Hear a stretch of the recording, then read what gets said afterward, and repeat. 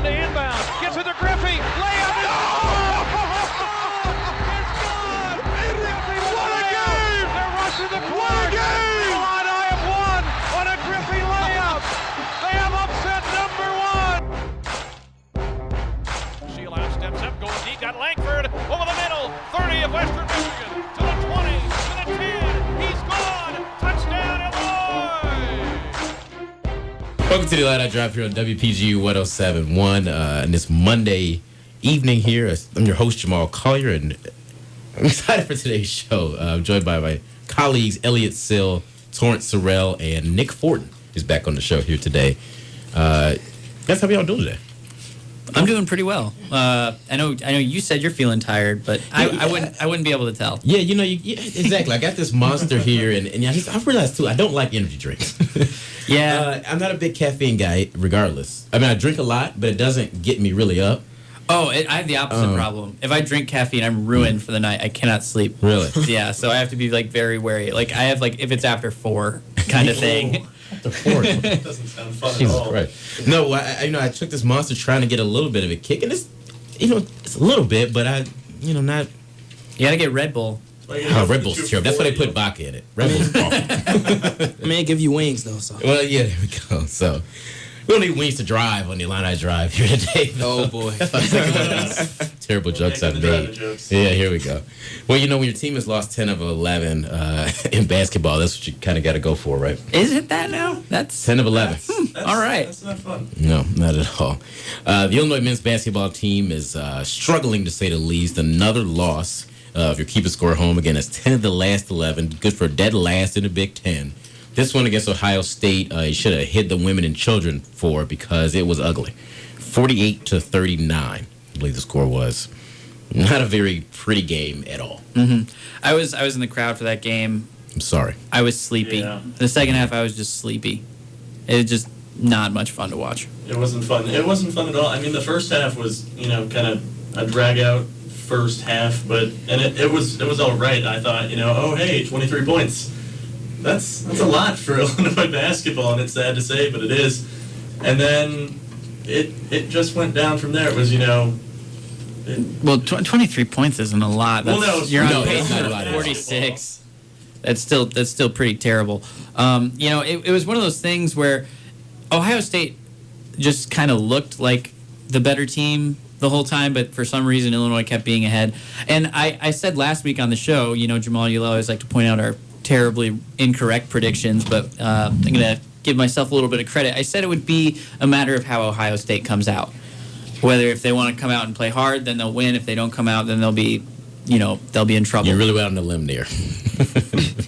Well, I mean, that was the story. Ohio State came out in the first half, was awfully flat. Kraft got a couple fouls and ruined, his chances in the first half. In the second half, they came out with an intensity and an attitude, I think, where they just were like, hey, we don't have to let these guys score in the paint or anywhere, but in the paint is what Illinois kept trying to do.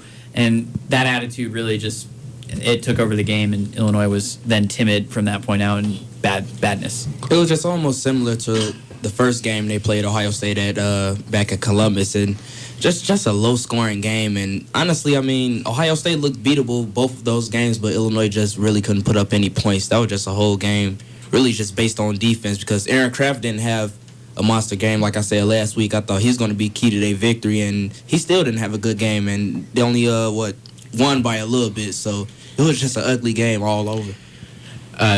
Didn't you feel bad for poor little Jalen Tate? I did. He got the ball. I mean, he's just not strong enough physically right now to compete with those big guards. Yeah. And they just bullied him. Yeah, sweet, warm-hearted little Jalen Tate going up against the pit bull, the meanie that is Aaron Kraft. It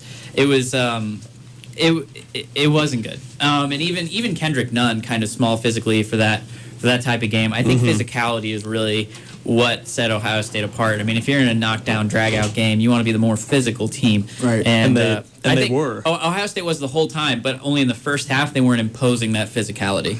I can totally agree with that, and I think it goes to the point that you guys made that Kraft picks up, 2 early fouls or 3 early fouls, however many he had, 2 in the first half. Yeah. And, he goes to the bench, and that's, it's a totally different team when he's not on the floor, when he's not leading the team.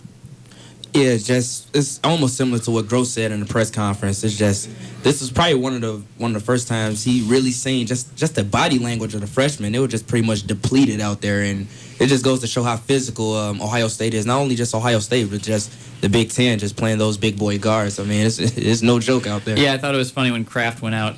The crowd started cheering really loudly. It was like, usually you do that to be derisive toward a teammate, but I think what the Orange Crush and company were trying to say was, yay, now we have a chance to compete with this team, because Kraft just is like pretty much a weakness of that physical toughness. And that's one of the things, like you saw against Iowa, where Illinois was able to be successful was when they sort of turned up the attitude and the physicality, and they said, you know what, we're going to take it to these Hawkeyes. That's when they made that run to get back in that game that everyone was so encouraged to see.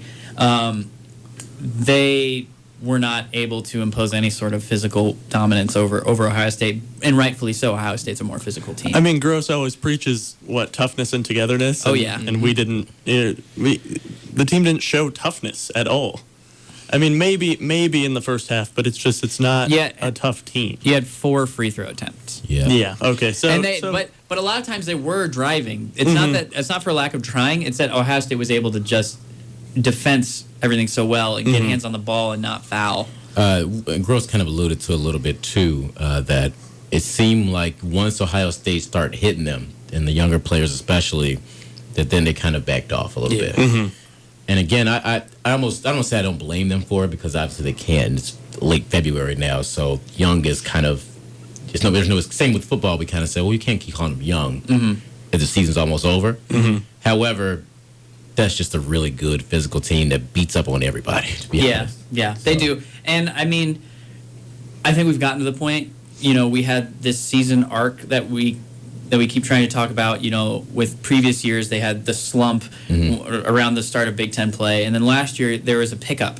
You had the Indiana game that sort of reignited the season, and then it was like a different Illinois team from that point out. Yep. This season we had a blip on the radar in Penn State, but I think now it's sort of time to change how we view the season. Well, and going to that, what will make you happy for the rest of the year? Because as you kind of alluded to, it doesn't seem like that next peak where they all of a sudden get hot down the stretch. Or did you see they do the mock selection?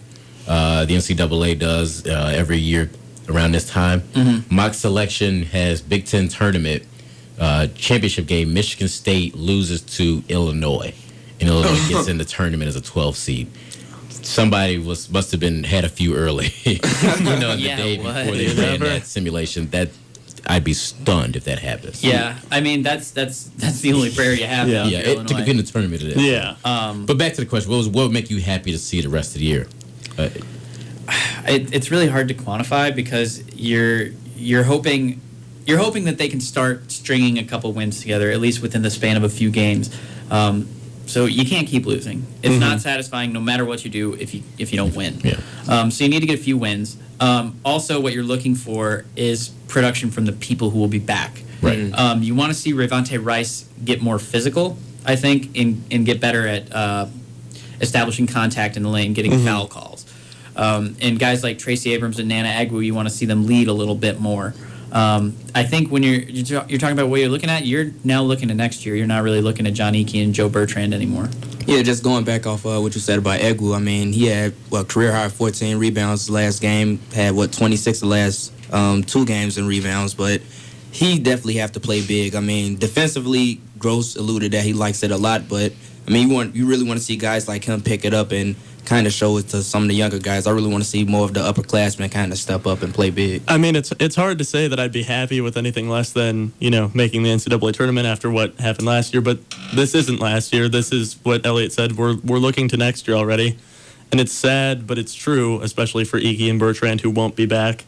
But I completely agree with Elliot. You need to look for people like Jalen Tate and Kendrick Nunn to improve, for the rest of the freshman class to improve, and for the juniors to become leaders. Yeah, obviously you want to see the freshmen continue to develop and get better on the floor. I'd like to see this team, and they got, I believe, Michigan State, Michigan. They had a couple still big teams there. I'd like to see them pull it together and just play out of their mind for 40 minutes and upset somebody. Yeah, get a big win. That'd be great. Even if they Don't win any other games down for the rest of the season, but just get one. Just I think one that big would win. be a good kind of moment. If you just get some kind of upset, maybe you beat Michigan State or beat Michigan. Yeah, something to hang your hat on. Exactly. I would. That would make me a little more satisfied. Obviously, it's not a success by any means, but make me feel a little more satisfied as a fan. Yeah, just their last 3 games is against the top 3 teams in the conference. So I mean, that would be great if they was to get at least two out of those 3 games. But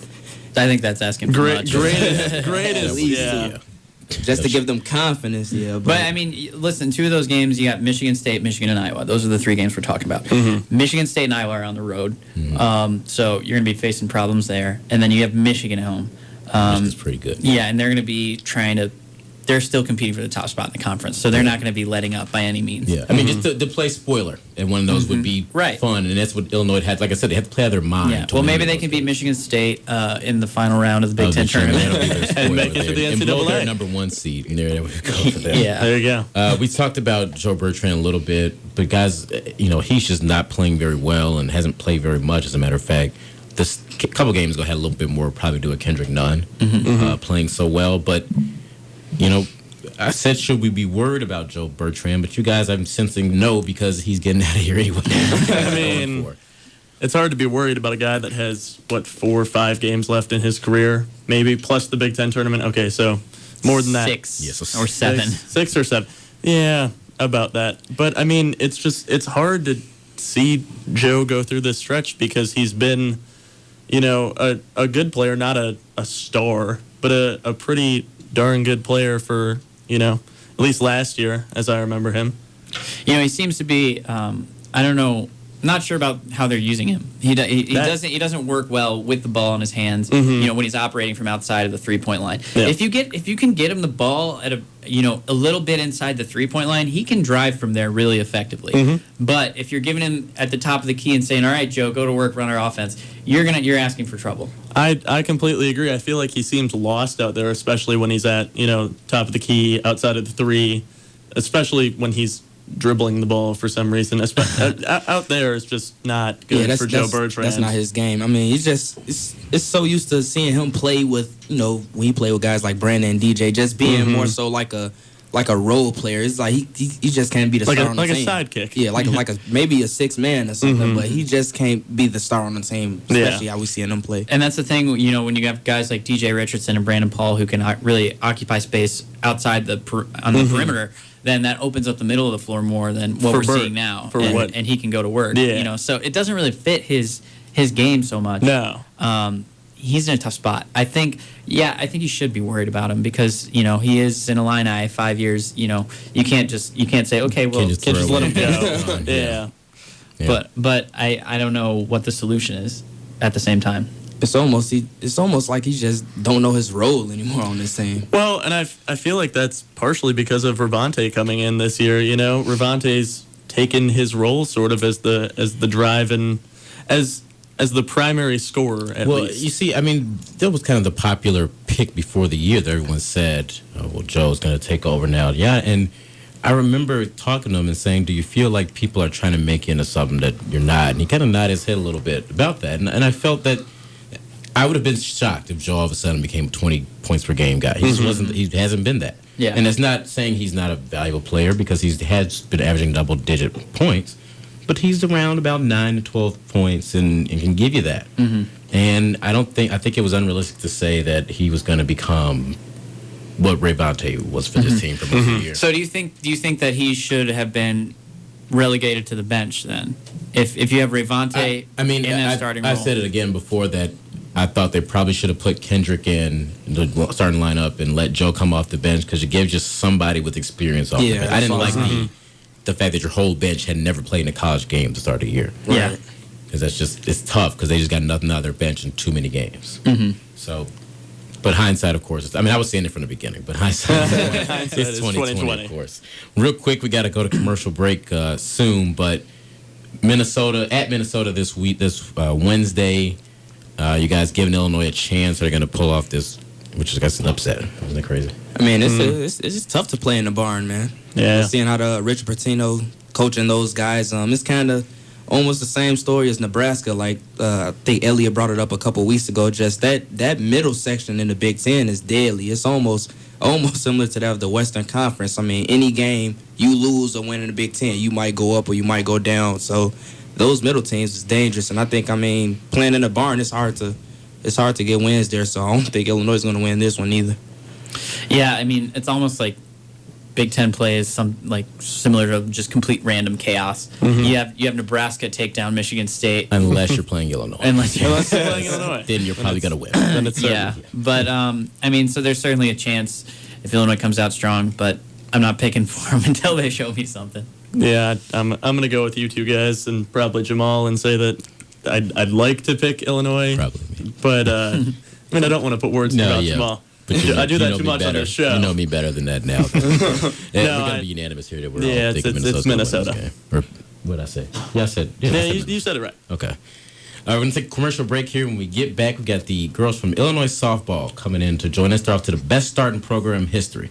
A team doing well here on the Illinois campus so far. This is Illini Drive here on WPGU 107.1. You're watching Illini Drive on Urbana Public Television. Tune in Monday nights at 6 p.m. to listen live on WPGU 107.1. We are joined here tonight I guess till tonight, by the Alex Booker and Shalise Williams, or Shay. Arnold. I don't know where you got Williams from. She changed her name up. I think it was. I'm off to a really good start here, right? Shalise Arnold and Alex Booker of Illinois softball are joining us here in the Illini Drive. Ladies, how are we doing today? Good. We're glad to have you here. It's crazy to be talking about softball, and we had the thunder snow today. Did you guys trek through that? Okay, was that fine? I'm still on Tampa weather, so Yeah. Not fun. No. It's I'm walking around like, what is even falling from the sky right now? I don't know what these little white pellets are. Well, I was inside and I saw the snow. I'm like, okay, well, that sucks. And then all of a sudden I hear thunder. And I go, that can't be right. And of course on social media, everybody else is going, was that thunder? Was that thunder? I'm like, oh, I guess it was thunder there. What that was, it like the world was in. It was. seriously. You guys are obviously coming out, or best start in program history. 8-2. You won your first 8 games here. Alex, you've been here as a senior and you're a junior, I believe. What's this been like? These first couple weekends for you guys, starting off so fast here. It's nice winning games that we're supposed to be honest. I think that's the biggest change that we have this year, and we're knocking down teams that we should be knocking down, and then those big games are close, and I think this past weekend, at least, was a big building weekend for us. Yeah. It's felt great, like, getting those wins. It feels good, Just it builds our confidence. We've been winning. We're trusting each other. We're, like, a really close-knit team, so it really feels good, like, to go out there and win and just have fun doing it. Yeah. For you guys, this first month or so, you're away from home. Playing all your games on the road, obviously, while the snow still comes. What's that like for you guys? Do you enjoy that? It's kind of difficult. We love travel season. It's fun. And we love traveling with each other, and especially getting out of the cold sometimes, to different places. So we love it, and we love spending time with each other. So it's right. Get my vitamin D in every day with the sun. So, but it's nice. I enjoy playing on the road. I think our team would definitely have to say the same. Getting to travel and basically live the business life of softball and just make sure that it's ball first, and obviously we're getting school done too, but just focusing on softball and being able to travel and play ball, that's our main focus right now. And I asked this to the baseball team when they were here last week. Do you guys get time to hang out in these places? Like, you just hang out in See Tampa? Around, yeah. Do you just sightseeing? Not really. Okay. Not really. To the ballpark and back. Business trip. Well, all about the business. Yeah. For you guys too, is it a chance, obviously, for your team to get brought closer together because Absolutely. it's you got each other to hang out with? Mm-hmm. Yeah. Yeah. We definitely we spend a lot of time together. We stick to our itinerary and switch up roommates every weekend. It's living the life. You really get to know a lot of your other teammates and ones that you wouldn't necessarily hang out with every single day, no matter what, because you don't live with them. But getting that opportunity to have breakfast, lunch, and dinner with them every single day is bringing us a lot closer. Yeah. The pitching staff this year has kind of been pretty solid. Oh, yeah. You guys starting off, and you want to, I guess, talk about how good you guys have been so far. Our pitching staff, I'm the oldest of the staff. We have 2 freshmen, and just to say the least, they don't pitch like freshmen. They go out there and they get it done, and it's all about really just trusting our game plan. And I love Brandy and Jay. Brandy goes out there and does her job. Jay goes out there when does her role, does her job, and it's just all about trusting the game plan and trusting our catchers and just doing what we do, pitching. Yeah, Brandy's obviously had a lot of success, especially Yes. early too. What's been going right for her on the mound, or what does she kind of? She mixes her pitches very well, and just trusting the game plan. She, like I said, she doesn't pitch like a freshman at all. Yeah. And could you sense that from the first time you met? From the first day of practice, I was like, this is, Yeah. You practice against that pitching staff, I'm guessing. Then, so what is it like? Yeah, she's embarrassed me once or twice, or 3 times, or like every day. Yeah. But no, it's definitely, they are not freshmen. We don't call them freshmen; they're first years, but they don't pitch like it at all. And Shay, obviously, we've been battling against her for years, but we still can't figure her out. And it's good. It's a good challenge. I think we have some of the top pitching in the nation, especially playing some of the teams that we have. It's good practice, being able to hit against our tough pitchers. And then I think they would also say the same, being able to pitch against our tough hitters. I think our offense is pretty explosive, but they challenge us as well. Yeah, and about the offense, what I guess what do you guys look like this year? So you have some big run productions early, it seems like. We don't have a dead spot in our lineup. We have 1 through 9, 1 through 10, 1 through 19 hitters. We don't have a spot in the lineup where we can say like, oh, we'll sacrifice her. Which, I mean, of course, we're playing team ball, but at the same time, we have hitters, and everyone throughout the entire lineup is there to play and will get that big hit, can get that big hit at whatever time is necessary. Yeah. Yeah, I was gonna add just what does coach preach in practice, because obviously it's like night and day from this year to last year and how you guys are playing. Well, we have our goals this year of, strong starts, doing your own job, and she makes us repeat them every day, like our goals every day, strong starts, green and growing, all this. And, it really sticks in our head, like what we need to do. We're really stuck on having strong starts, which we've had this year. And I feel like, that works. Like she put something in our head and, it sticks with us. And we know what we want as a team, and we're going out and getting it. Yeah, last year was kind of a weird season for you guys because you had it was like a roller coaster that went down very far and then shot right back up. So I mean, how much do you think that ending last year so hot? You won like 10 out of 11 or something like that. Mm-hmm. How much do you think that carried over in terms of just buying in this year and really believing in what you guys were doing? I think we thought more about the total picture this year rather than just focusing on wins and losses. I think we're all thinking, we all have to hit, we all have to do our own job, we all have to, play defense. Our defense is very sound right now. Our pitching is very sound right now. And I think that completely contributes. It contributes into the offense. It honestly carries over so much. And so, it's such a big impact when your defense is tight and it looks fresh and just makes you want to hit and literally get on the offense quicker. That is true. And the couple of years that I've been here, it's almost postseason has came down just to a couple of games where we could have been in postseason. And we don't want it to come down to that this year. We want to win the games we're supposed to, go out there and give it our all, raise our RPI, just let them know that we're in the Big Ten, we're here, and we're ready. We're ready. It's obviously still early in the year, but I kind of sense that this may be the best team that you guys have played on here. Do you feel that way? I agree. Yes. Flat out. All right. We're expecting big things out of you guys. And they brought us gifts as well here, Elliot. So Yeah. which always makes me You know. Okay. What do we have for us? We gotta, spread the word about our games. I have some posters for everyone.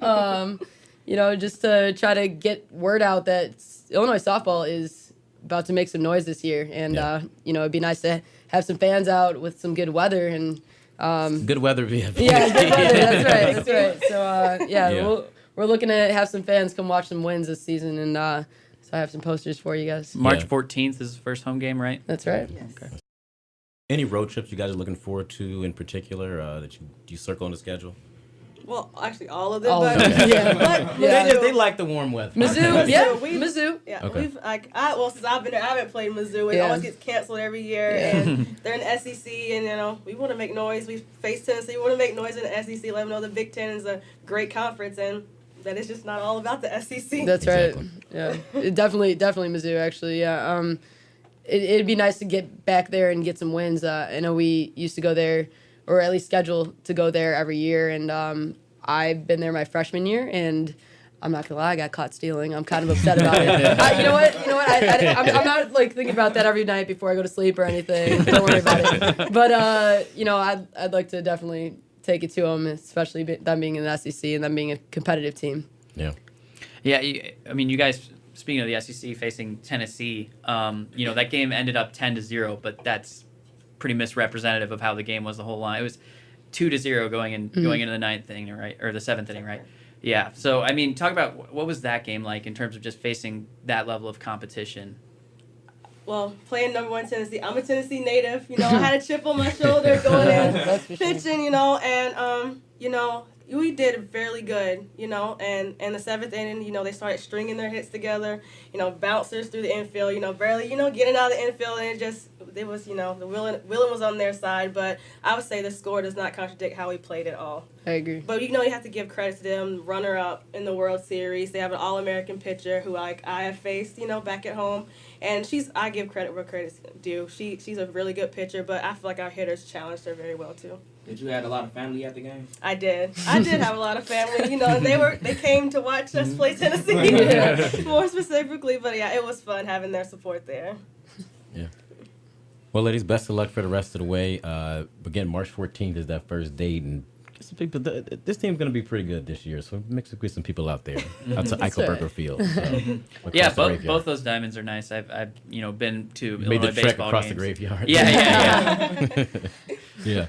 Well, ladies, again, thanks. Best of luck to you guys. Thank you for having us. Yeah. Also, for seniors here on campus at BU, this is your last chance to take senior pictures if you haven't taken it already. Your mom probably's on your back. So mine. So you can February 22nd will be the last day to take your senior picture at Illini Media Building. If it's not by the 22nd, it's not going to be in the yearbook. You got to go to illioyearbook.com/senior pictures. This is your year. Capture it forever with Illio. We're going to take a commercial break, and we're going to get back and talk about the NBA All-Star Weekend. I just got these guys way too excited. It's the Illini Drive here on WPGU 107.1. You're watching Illini Drive on Urbana Public Television. Tune in Monday nights at 6 p.m. to listen live on WPGU 107.1. Illini Drive here on WPGU 107.1. We thank Illinois Softball for joining us again here on this show. And guys, as we move forward to something I know you guys are all excited to talk about, the NBA All-Star Weekend was this past weekend. And slam dunk contest, 3-point shootout, and everything. A big extravaganza it always is in the world. I thought they do as far as making it seem like a huge, big event, they probably do that bigger and better than everybody else. Well, yeah. New Orleans is a really good city to have it in. Yeah. New Orleans, absolutely fantastic town. Very, very fun atmosphere, obviously. But the thing about the NBA is, you have where the top 10 stars all are, very public figures. They're very known personalities. Mm-hmm. So you have all these personalities intermingling with, legends of the game, and just, you got a lot of celebrities involved too. It's I don't know. It's different than, an MLB atmosphere or an NFL atmosphere in terms of just the star power involved. And it's just longer. I mean, I don't know about the MLB. I Those think are the it's 2 days. Well, yeah, that's the intros. I'll let intros to everything. I was going to say it's just like it's 3 days. You get the celebrity game on Friday, which I watched because, I'm weird like that, and I like the celebrity game. Did Kevin Hart get his fourth MVP? No, he didn't. Oh, Arnie no. Duncan tore it up. Yes, I did hear you. Secretary of Education. Kevin Hart got the MVP, and then he gave it to Arnie Duncan. I think He that was like, staged. nah, I think. I mean, it's hard not to vote for Kevin Hart. He's hilarious. Well, But Arnie Duncan when put up Arnie numbers. Duncan puts up 20 points, 11 rebounds, 8 assists, he and, was an, like LeBron numbers. and an amazing behind-the-back pass to Skylar Diggins. That was that Harvard hoops right there. I seen that one. He was like, ooh, that was a good play. And then we got onto the real basketball players on Saturday, with all the skills competitions, and then you get the All-Star game Sunday. Like, it's just a bigger overall thing. It is a big event, and another thing, it's in the middle of the season. Right. So the players love it because they love taking, a break. weekend and just like not doing anything. Yeah, not being in the grind of an NBA season. Yeah. So it's really welcomed by the players and stuff, and they like going to somewhere with warm weather, especially for poor saps like Kevin Love who have to play in Minnesota. Yeah. Oh, Minnesota. It was a lot of new faces too. I mean, especially with so many injuries. You have guys like D Rose out, Westbrook out. Just it was a way for a lot of new talent to come out and really just kind of have their coming out game. Really, Which is okay, I guess. I mean, I'd rather have D Rose healthy, but That's true. Yeah. I kind of actually liked that there were a lot of first-time players there because it gave people who maybe like more of a casual fan, I guess, like myself, I got to see some of these guys that I don't get to see Damian Lillard all the time. Right. Yeah. Well, I think that would have been good if it was the West. Sure. But you're trying to dig into the reserves of the Right, East. You're right. getting down to DeMar DeRozan, who's like pretty good. He's all right. he could dunk. Yeah, I mean, Everyone can dunk in the All-Star game. That's all they do. yeah. But I'm really glad like Anthony Davis was someone who got added to the team late, and he absolutely deserved the All-Star exposure, especially when it's in New Orleans. His Right. Very home true. state or his home team. His home team. Yeah. Yeah. It was the home state, Illinois. Yeah, I was going to say, Chicago, he's from here. So they took him away from us. Yeah. But the slam dunk contest obviously always gets a whole bunch of publicity, and I know they changed the rules up and took a really bad way. I wasn't feeling it.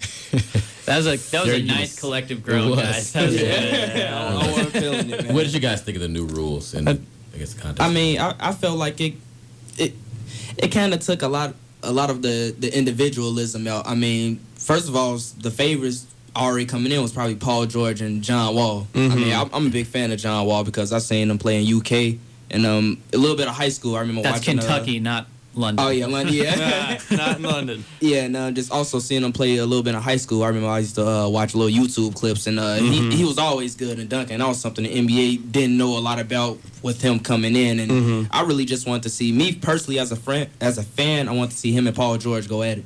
That would have been cool. Yeah, I'll say this because the people were just dumping on the format all weekend. They're on the right track in terms of changing it because the way that it was set up before was not, it was growing very stale. Yeah. So I do agree that they should have changed it. What they ended up with. Maybe those changes, not so much. Yeah, But, I don't even know what would be the better solution. but changes nonetheless. Yeah, and another thing is, the favorite in the dunk contest was Blake Griffin, but he didn't compete. And if not him, then DeAndre Jordan or Yeah. LeBron James. Like, they're still not getting the best of the best dunkers. They're getting guys who are crazy ridiculous, don't get me wrong. And John Wall's dunk was, like, the most impressed I've been in a long time, just in terms of, like, whoa, I didn't think he was going to be able to do that. So That was cool, that last dunk where he dunked over he jumped over a man, Yeah. a full Mass size man. man. Wiz. Blue man. What's his name? G-Man. G-Man. I I don't thought know he was why. Blue Man. He's something. I was and calling then him Wiz. He jumped over this man, grabbed Yeah. the ball from on top of the man's head, and then pushed the ball down, pumped Yeah. it, and then brought it back And then up cocked and back two-hand and- slam. yeah.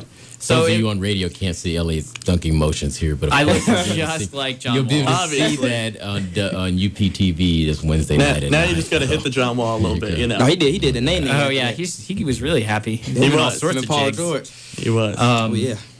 But yeah, I mean they did get better stars in terms of Paul George and Damian Lillard and John Wall. Those are Those very- are big stars. Yeah, so it's going in the right direction, I think, but they need to change the rules for next year. If they come back with the same format, it's not going to work. I completely agree.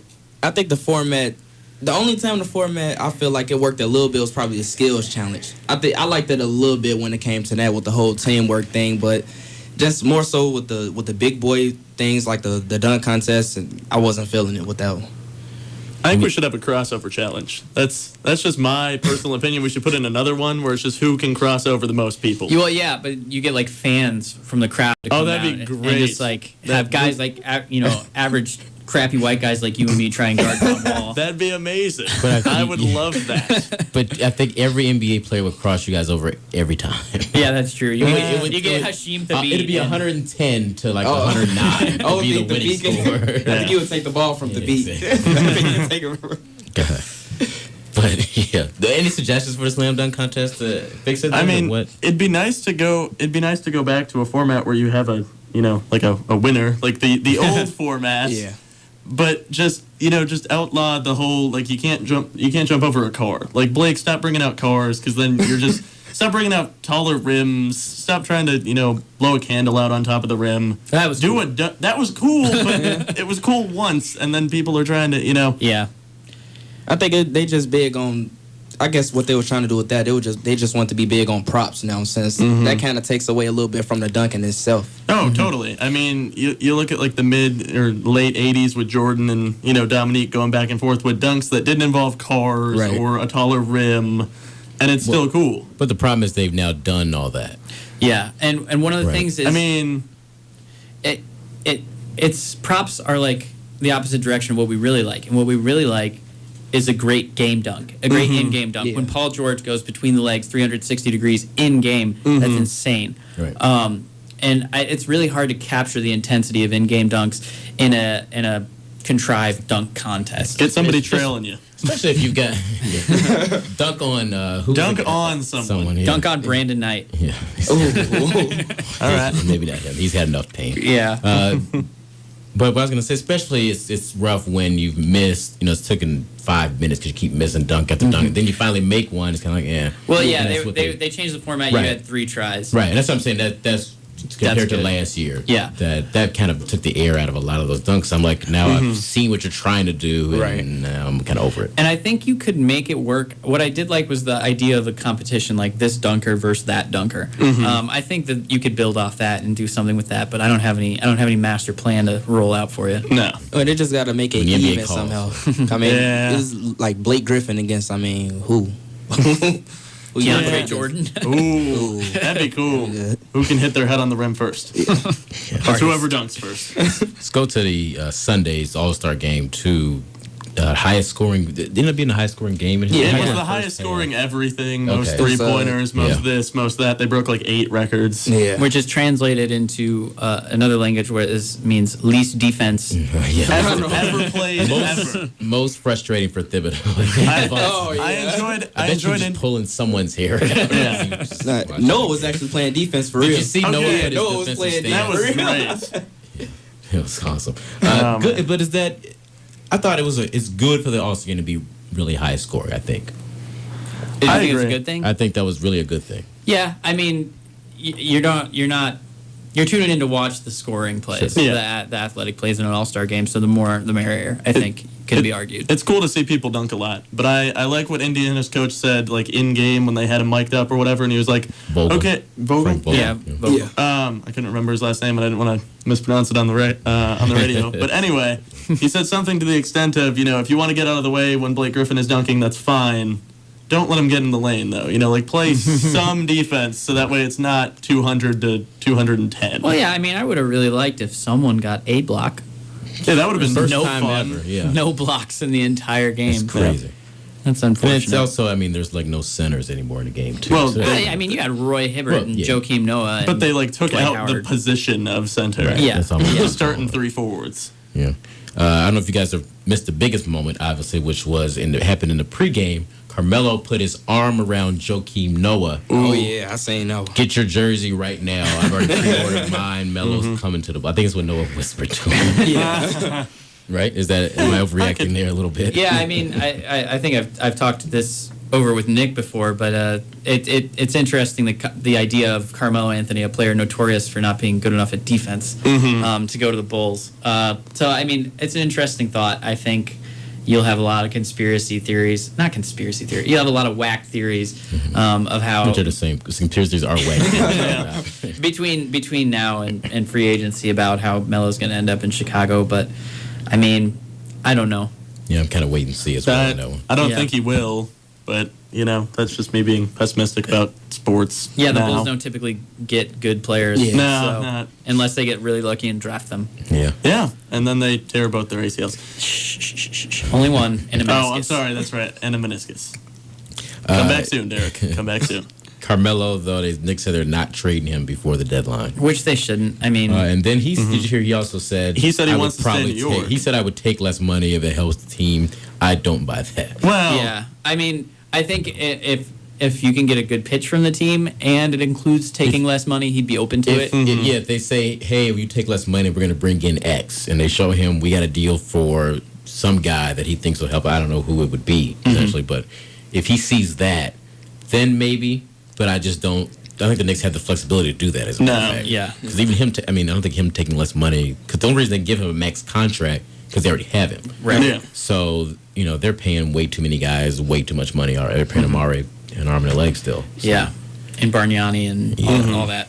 I don't know. I think he's someone that the Bulls should absolutely target. I think another target for the Bulls, however unlikely this may be, Lance Stevenson. I was going to say Kevin Love, but we're on I don't think Kevin Love's in the equation at this point. It should be. He should be, but, I mean, what are you willing to give up for Kevin Love? Yeah, you gotta give up a lot for him. Yeah. Because you got to give up. Yeah. Every draft pick. You got to give up Taj.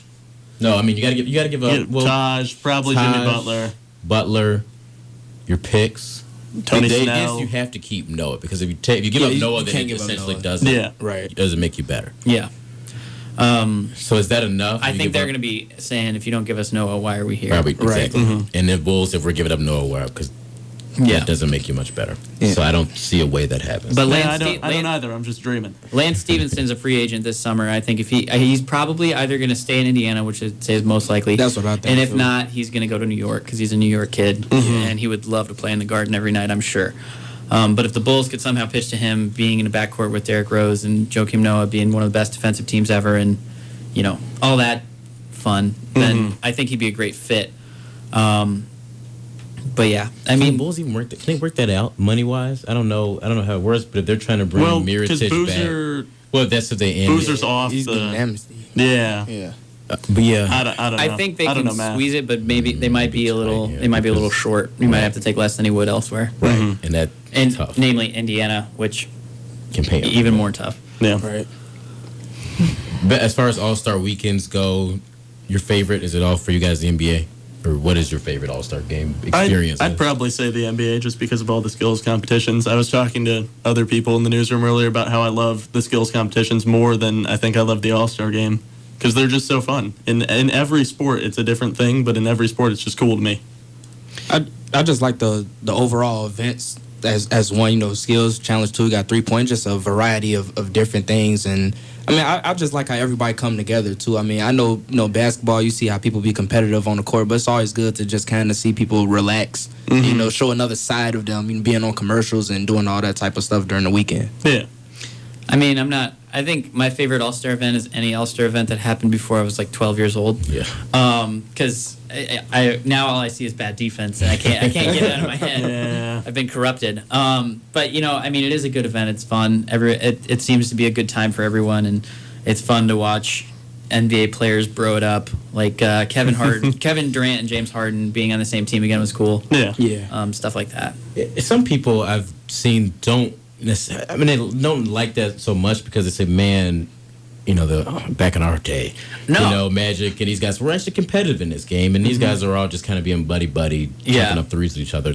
Would you like to see LeBron go out and say, hey, I want to take Durant on? Yeah, I'd like to see that, but if he wants to take on Durant, he can do it this Thursday when they play in the regular season. Yeah. It's or in the finals when it counts. It's just one of those things that it's an exhibition that's not incentivized enough for these guys to give it their all. Like, that's what's pretty cool about the Olympics right now, is that you have these different configured NHL rosters that are with a country origin, and you have loyalty there, but you also have these guys really going hard, trying to win. And I guess you can't really play hockey any other way. But I think it is cool when you get them to play hard. It adds an extra element of awesomeness to it, which the NBA lacks, the MLB lacks, the NFL lacks. It's just not the same. It gets a tad bit competitive, like the last 5 minutes of the game, because you can tell they kind of want to win. It gets about pickup game. Yeah. It doesn't get a tad bit of it. Mine is the baseball All-Star game, and I'm more of a baseball fan just in general. But I do like the idea. I actually like the baseball All-Star game counts because it makes it play for something. And it makes people manage and have strategies, opposed to just let's lob up a pitch here. So because people want to see Miguel Cabrera hit the ball far. Yeah, I mean, it'd be interesting to see what the incentive would be in the NBA. Could you do the same thing? I don't think you could, just because you'd then have guys, we're 5 games ahead, there's 4 games left, let's bench everyone and practice. So I think you need to have seeding and overall best record added to it to keep home field in the finals. But I think if you can think of a better incentive, I don't know, more money.